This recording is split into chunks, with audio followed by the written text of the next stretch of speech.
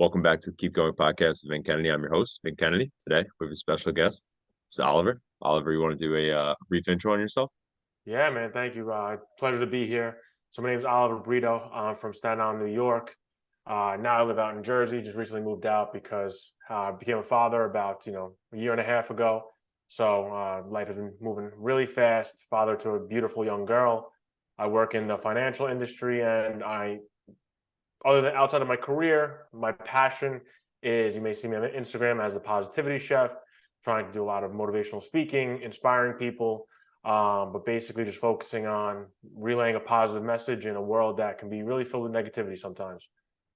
Yeah, no, totally. And that's actually exactly how we got connected. It's just seeing you through social media and all the positivity. And I big advocate for it as well. And how did that kind of like kick off for you? Because that's I feel like everybody in that space is in that like growth mindset space. Yeah, it's a really So interesting how did story, yeah, actually. So like I said, I work in the financial industry. So back in late 2019, I made the decision to start studying for the CFA, Chartered Financial Analyst. Really helped me out with my career.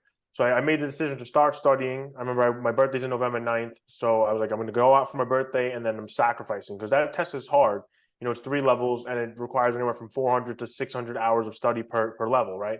So I was like, I'm going to lock myself away. It's the last bang right here in the end of 2019. Started studying for the next few months. Just got to the end of the material, really dedicated my life to the CFA, and that's when COVID came and they pushed the exam. So anybody that studied for anything, you know what I mean, anybody that went to school, college, you don't really retain that information, right? You don't really retain that information.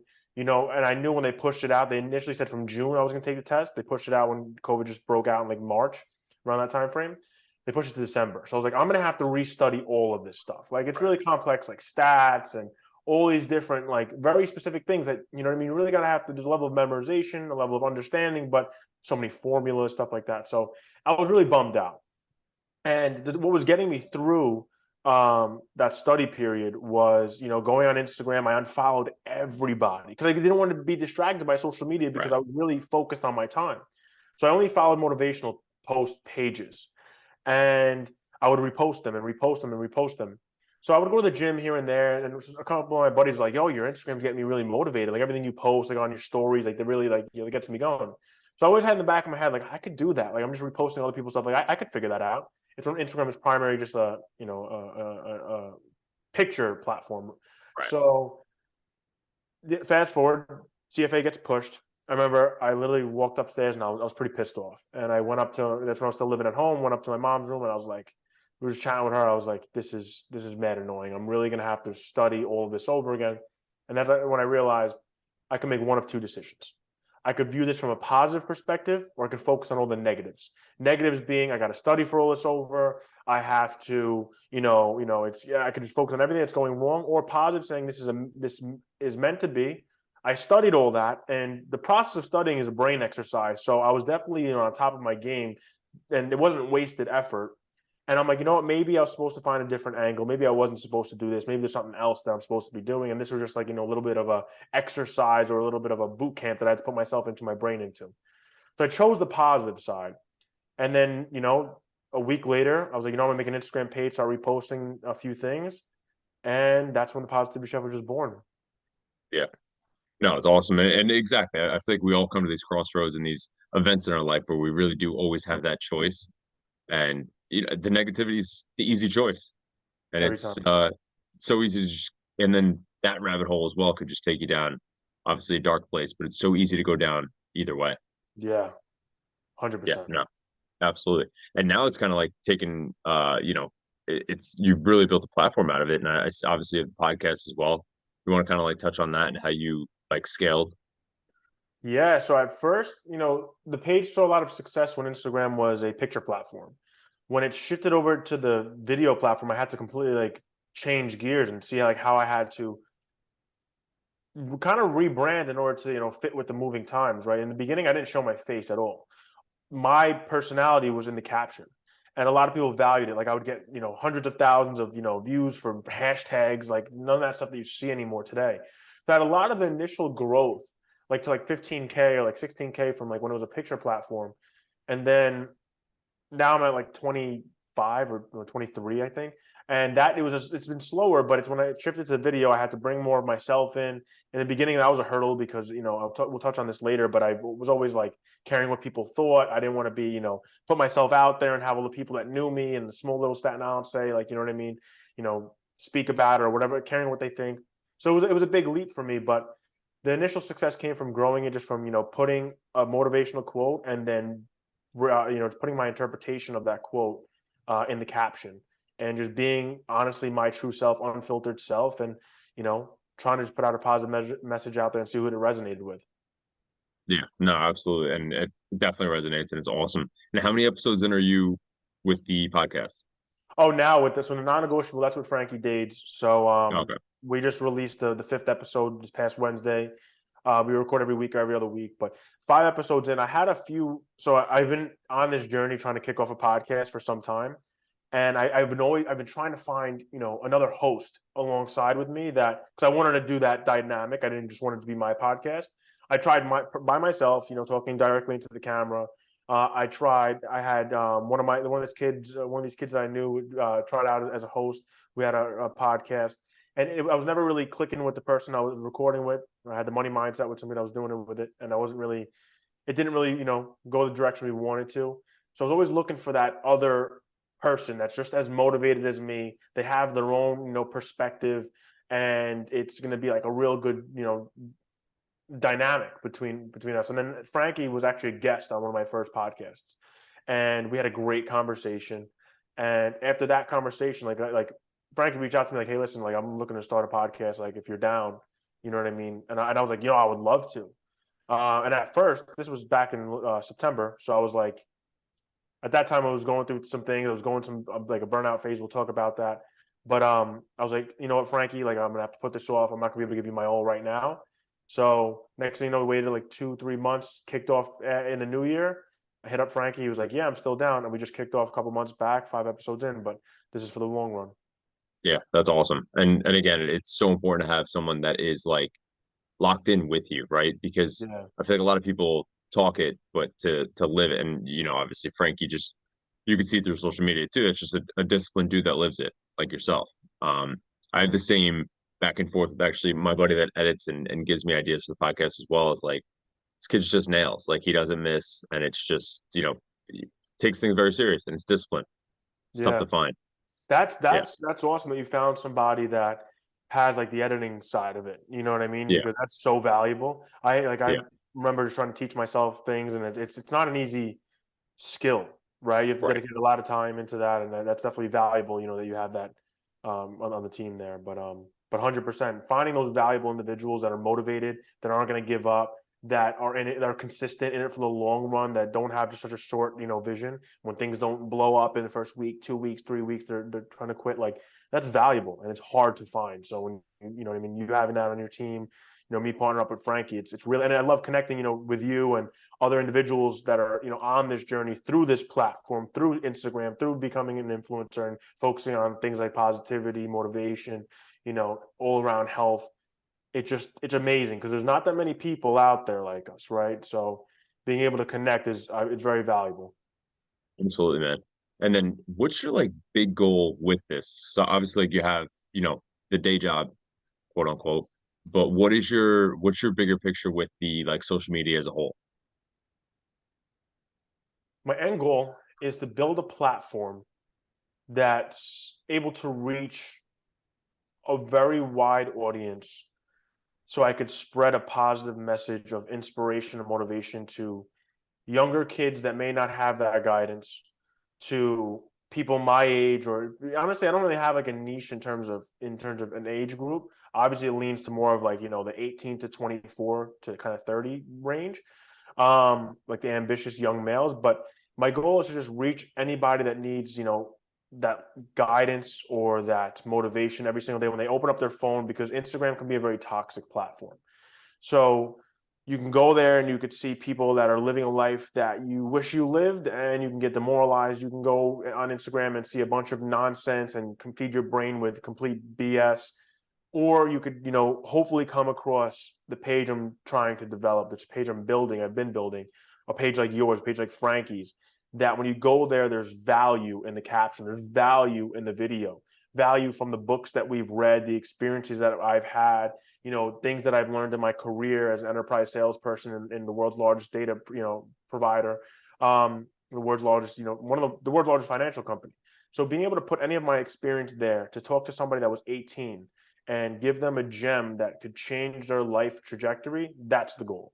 Obviously, I would love to spend my full time doing that, but you need to monetize it. So the goal also comes with, building a strong brand through the podcast, where you branch into apparel, branch into, honestly, I don't even know where the revenue is going to come from now because I'm not focused on that. But when the platform's large enough, that I feel will come, naturally. But the goal is to spend full time there just to, inspire young people that don't have the guidance that maybe I didn't really have that much guidance. I had a decent amount, but there's a lot of people out there that don't have any.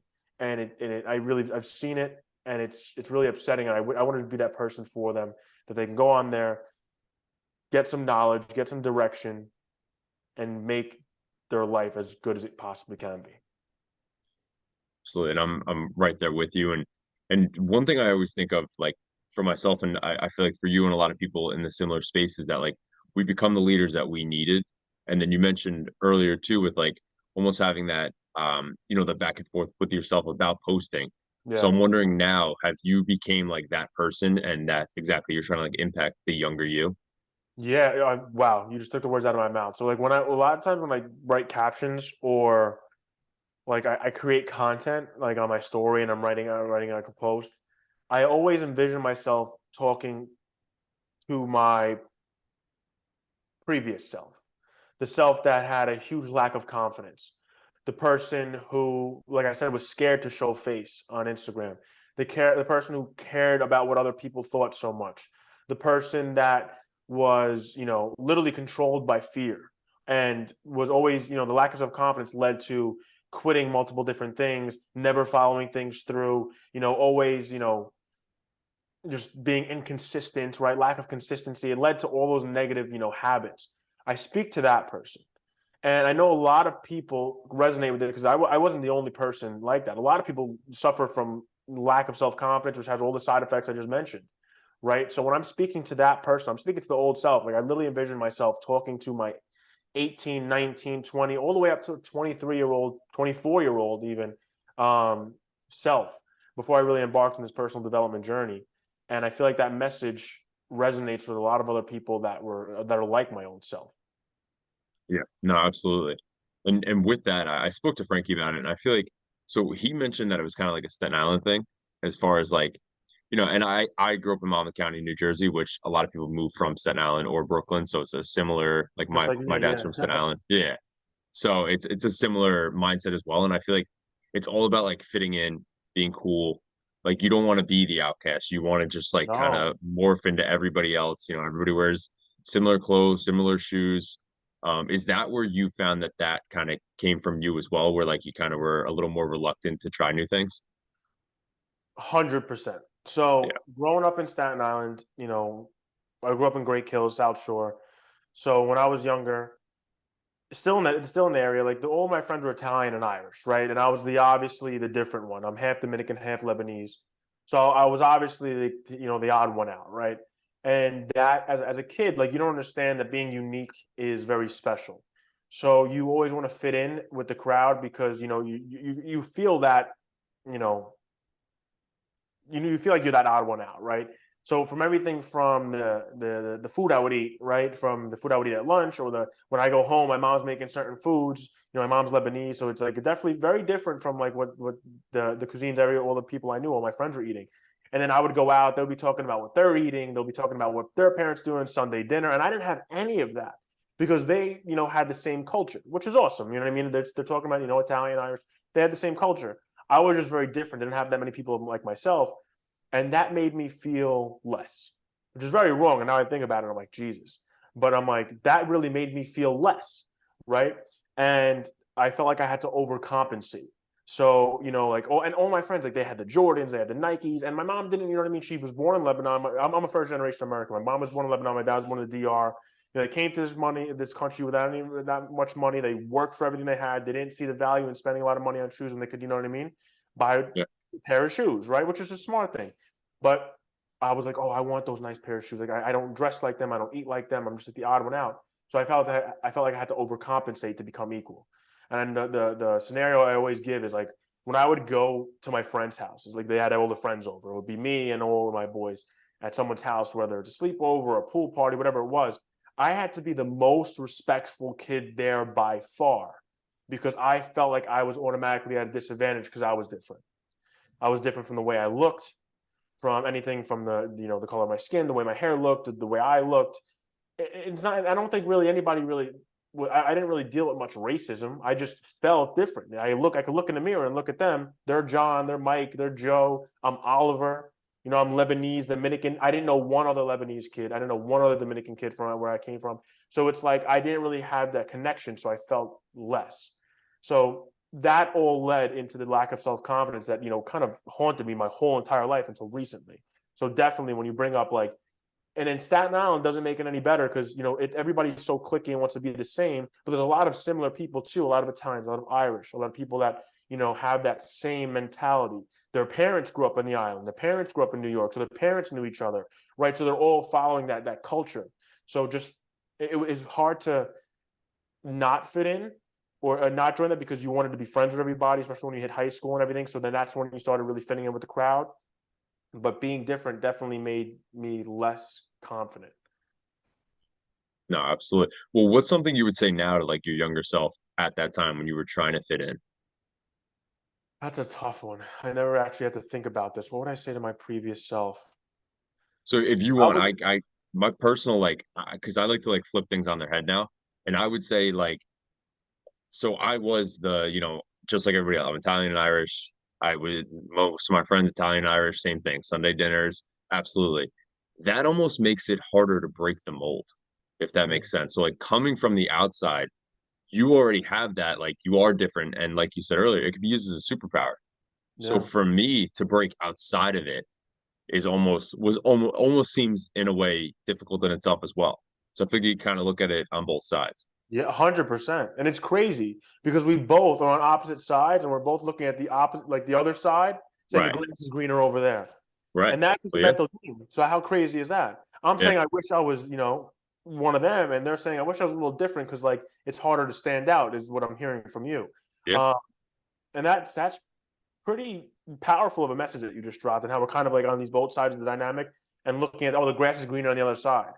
It's True. not though, it's Yeah. just a lack of Right. internal self-confidence and saying I'm not enough, so I need to be different or I need to do this. It's like, no, just own what you have. And I think that bridges in. This is what I would tell my previous self, right? Own who you are, right? Look at yourself in the mirror and love yourself. Own everything. You know what I mean? The way you look is the way God made you.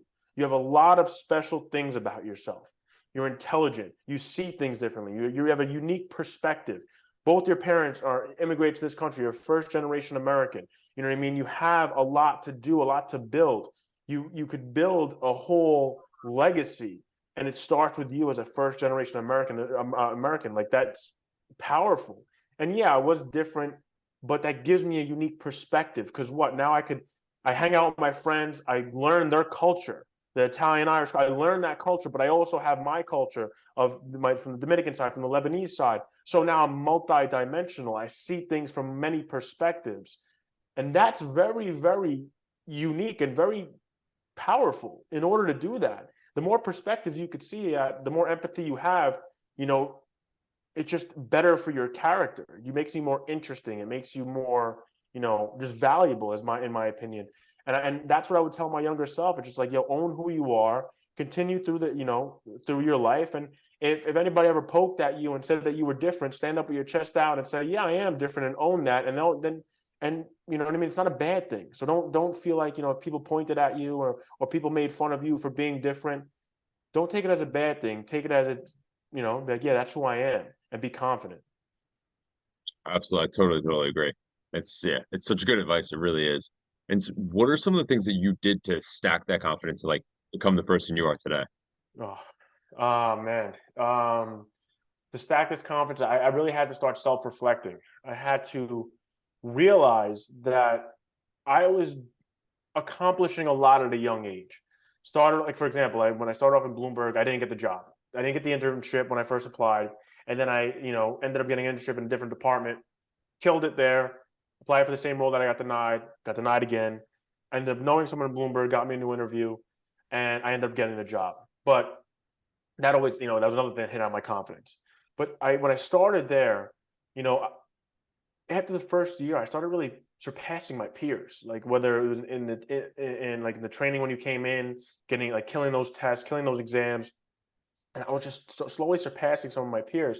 And then 2 or 3 years in, or maybe 3 years in, is when I realized I had a couple year annual reviews. I was getting nice raises, and they were saying you're number one in the entire peer group, like in these stats. They have KPIs, and then that started to, I'm like, wow, I'm doing really good. And then it 2, 3, 4, 5 now concurrently, yearly reviews, annual reviews, and 4 out of 5, I was, leading whatever group I was in. I was leading. Didn't matter if I just entered that group, in March, and then we had the annual review, it's about less than a year later. I was at the top of the peer group every single time. And when I self-reflected, I was like, okay, I got something special.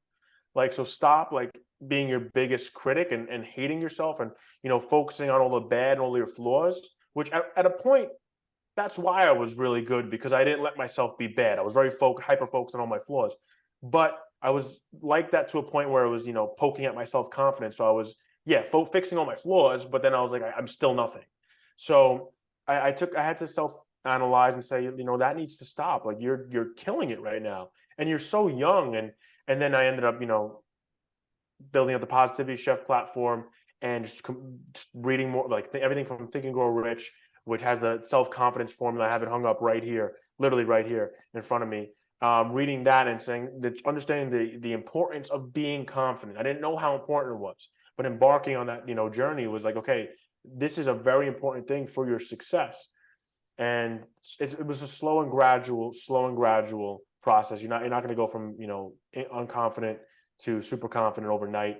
It takes time, but there's things like that, and there's little things I do, like me and Frankie call it we call it voluntary adversity, that helps you strengthen your mind.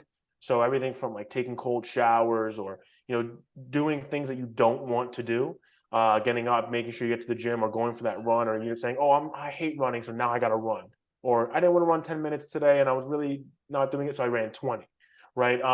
Those things help you strengthen your mind. So when the negative thoughts would come in, the negative, like thoughts that would hit your confidence, like you're nothing, or you're ugly, or your body looks like shit, or you're not smart enough to be like these people that were in Ivy League schools, and those are your peers right now. You didn't go to Ivy League, you're not like them. All of those thoughts, my mind is like a shield now, because I do all these exercises, from meditation to, like I said, the cold showers, the ice baths, exercising. When those thoughts come in, I recognize it and I kick it out. So I don't allow them to, take rent in my head. And that's what was, causing the lack of self-confidence. Absolutely. And it's so important. And I preach that too, like do the hard things. And it's something you said there, I didn't even realize, is like you need confidence to start. You really need confidence to even just do, because without that, you won't even get, like, you might get to the door, but you're never going to actually take that step in. Ever. Where do you think the work ethic came from? Because it sounds like you would just, I mean, you crushed it, and like you would go in and just crush these tests. Do you know where that kind of stemmed from? Honestly, even when I was back in, I always had like a self of like a sense of responsibility. Like even when I was back in school, like high school, like I wasn't the best kid. I would cut class, but I knew I had to pass those tests, right? So I would, I didn't do the best. I had to go to community college for a year, and then I got transferred to Binghamton University. But it was always like looking like 2 or 3 years down the road of where I wanted to be, having a goal, right? And that's so important. And I was, very happy and very fortunate that I was able to have these goals, because I had, my brother as a role model who kind of gave me some guidance until I was able to veer off into my own direction. And just so, like I said, so at first it was, pass the class in high school. Just make sure you don't fail. I'm not trying to do any of these, classes over. And then it was in CSI, get a really high grade point average so I can get into Binghamton, and Binghamton School of Management, which is one of the best business schools, and from a public perspective, it's rated top 10. And then when I got into Binghamton, it's like, I got to graduate and get a good job. So I got to kill these classes. And then when I got the job, it was like, I got to get paid now. So I want to be the top of my performer. I want to get paid. I want to get these promotions, and I want to build my career and build my reputation. And now it's like, I've been able to see all of that. And it's always because I was going for those short-term goals. So now, like I said, I was like, you know what? I know how to, I've seen myself crush short-term goals. Let's set a really long-term one, decompose it. And now the work ethic comes from something that's much bigger than myself. Like being able, instead of like, oh, the goal being, pass my test, it's now, inspire millions of people and get a message out there that's going to resonate with them, share my experience, and let them, better their lives in a way that I was able to. It's a much bigger goal, much more of a long-term goal, but you could decompose that into, all the way down to monthly goals, weekly goals, daily to-do lists, and just crush them. And I think that's where the work ethic comes now. And it's always like, it's also consuming all this, content from David Goggins and, people like yourself, people like Frankie, like everybody, like that just talks about like, you got to put it all out there. You can't leave anything on the table. Like David Goggins says, when he goes up to heaven, the last thing his biggest fear is seeing the version that God wanted him to be, the fullest potential of himself, and saying, you could have been this guy, but look what you did because you were lazy.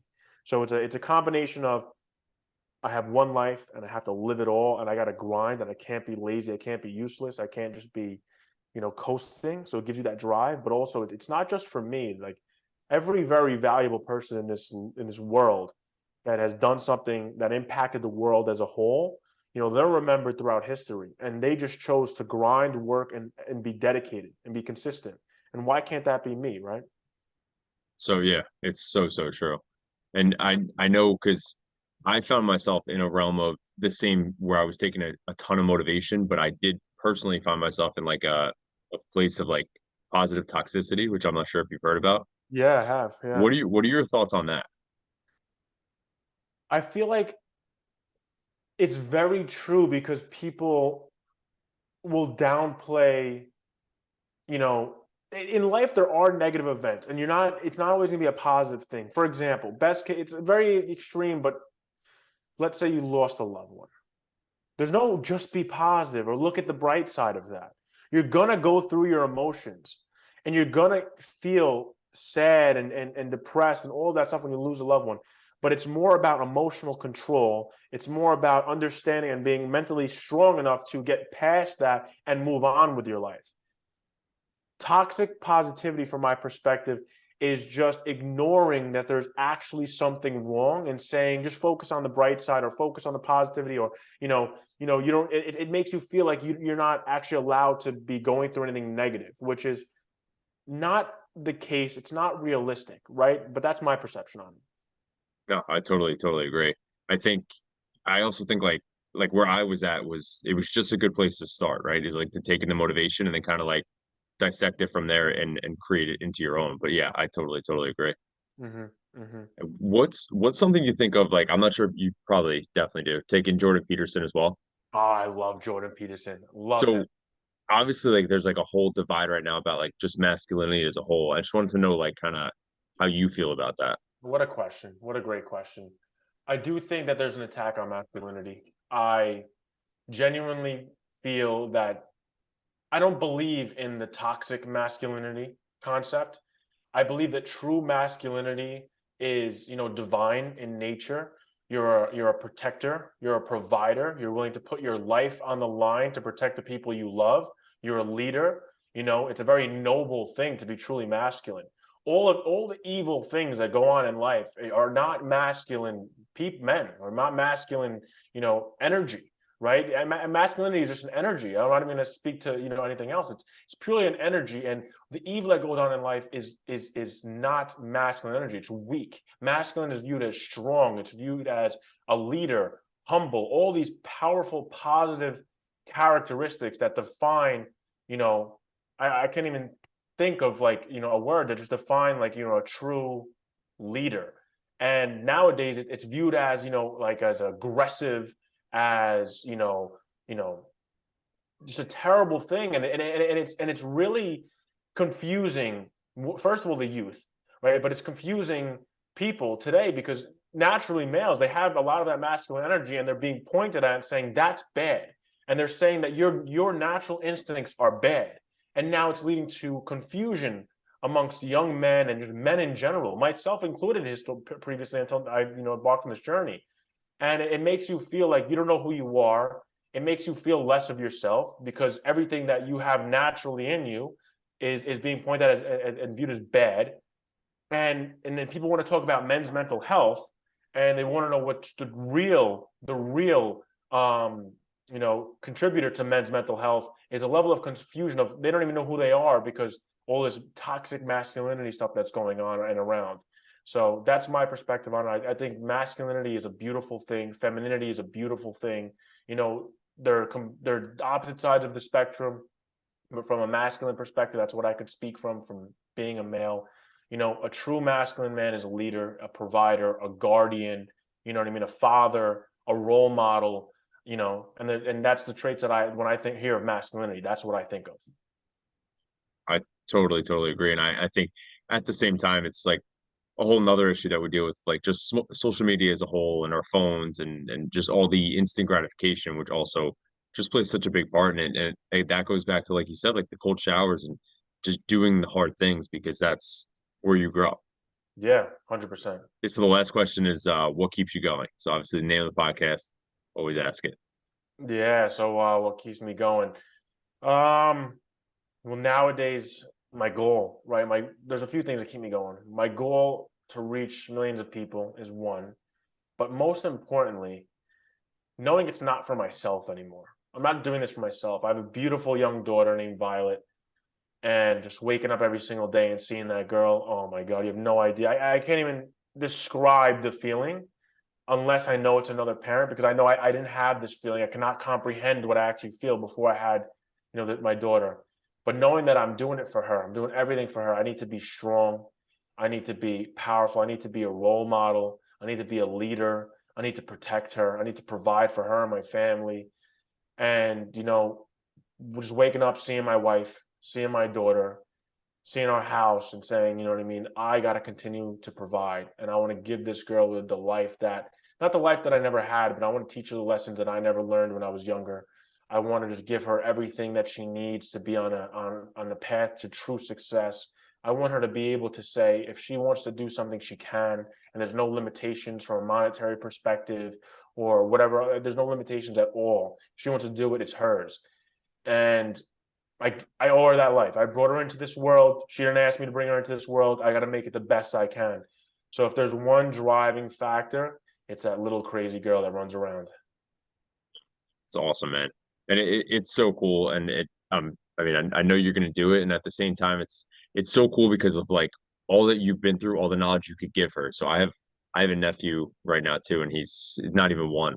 And I'm just like, this kid's just gonna be so ahead of the curve, because like I mean, and I joke around with my sister that he's gonna be like the youngest person ever to run a marathon.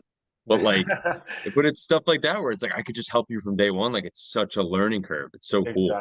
Exactly. It's amazing. And I like, again, can't come from my background. You could probably relate to this as well. Like when you were younger, I didn't really have that many, role models that were, at the place I am today. I work at a very prestigious firm. I make, a great amount of money. It puts me in a top percentile, in the country in terms of earners. I can share a lot of knowledge, and I'm never stopping this knowledge seeking journey. I'm never stopping. And I want to turn my knowledge into wisdom by adding experience to it. And that's what I'm going to get throughout these years. And I want to be able to, craft my message and craft it in a way that can be received by the youth. Because think about it, when we were younger, we didn't understand half the things that we were told until years and years later. So being able to craft your message that resonates with them, that they can understand, is a whole nother challenge. I'm not talking to, an older person or someone my age or someone a couple years younger. I'm talking to someone that has a blank slate right now. And it's up to me to help craft that. And then it's up to me to help build a person that I could trust and not have to oversee and overwatch and, be just one of those psychotic parents over. I want to trust them and say, I trust her to make the right decisions. So, but it's very valuable, like you said, that you have people like us as a role model. But now we have a responsibility, and we have to make sure we know how to, one, relay that message, because it may not be received at first, and I have to be patient, and I have to be understanding of that. And it's a whole new game that we're going into. But That's what we're here for. We're the parents now, right? We're no longer the kids. We're the parents. We're the leaders. We're the next generation. We got to teach the youth, and that's going to be the whole journey in itself. Absolutely, man. And you said something there. It's self-growth. Self-growth is never ending. And it's so true. But honestly, man, I really, really appreciate your time. And I love the stuff you're doing on social media. And you always got a Likewise. supporter and fan in me for sure. No, likewise, me too. Keep it going, man. Just a heavy podcast, but no, Yeah, it's really what you're doing is awesome, man. You put yourself out there every single day. You're getting your workouts, and you're doing what is not easy. It may look easy because you make it look easy, but it's not. You're fighting a mental battle every day, like everybody else. And coming on here, doing a lot of podcast episodes, really sharing that, bringing in valuable guests, it really helps people. So I hope you nothing but the success in the future. And I would love to have you over on our podcast once with myself and Frankie whenever you're in town and you want to shoot it down to Staten Island. So you're always more than welcome. absolutely, brother. Thank you again. 100%.